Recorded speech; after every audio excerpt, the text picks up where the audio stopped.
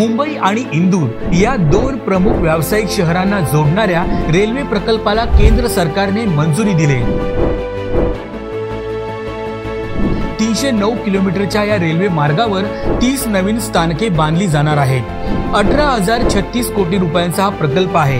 हा नवीन रेल्वे मार्ग प्रकल्प सुमारे 1000 गावं आणि सुमारे 30 लाख लोकसंख्येला जोडेल।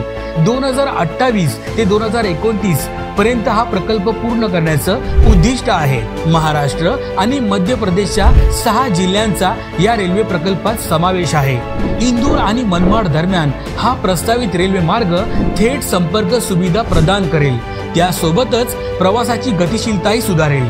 त्याबरोबरच या भागातील लोकांचा रोजगार आणि स्वयंरोजगाराच्या संधी वाढतील।